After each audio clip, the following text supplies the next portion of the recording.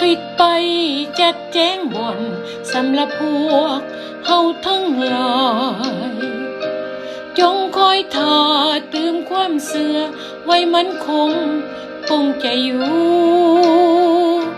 เพื่อพบชีวิตที่เฮา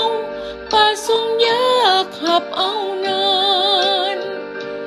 จงขับตามด้วยใจเพียรขับตามขอคำสั่งภาษัทของพระบิดาก็มีที่อยู่หลายบ่อนพระคริสต์ทรงเป็นทางนั้นเป็นความจริงและชีวิตจิตใจพวกเขาทั้งหลายแสนซื่นบานและยินดีบ่ดนั้นพระองค์จะเสด็จมาตามข่าวไว้ผู้ที่เชื่อจงตั้งใจไว้วันคอยท่าอยู่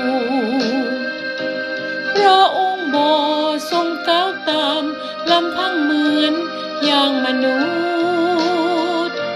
พาวิญญาณบริสุทธิ์ทรงสถิตอยู่นำเลยผู้ที่เชื่อมีบ่อนอา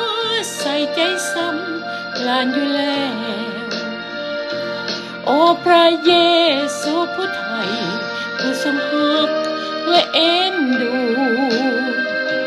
เสด็จ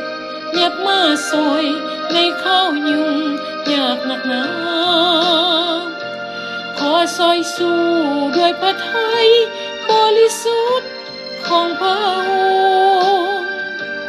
ข้าหน่อยปุ้งจิตใจไว้จนสิ้นสุดลมหายใจโอ้พระเยซูผู้ไทยผู้ทรงรักและเอ็นดูเสด็จเงียบมาซอยในข้าวยุ่งยากหนักหนา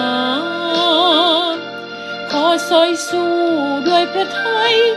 บริสุทธิ์ของพระองค์ข้าหน่อยปุ้งจิตใจไว้จนสิ้นสุดลมหายใจ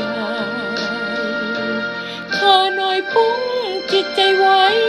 จนสิ้นสุดลมหายใจ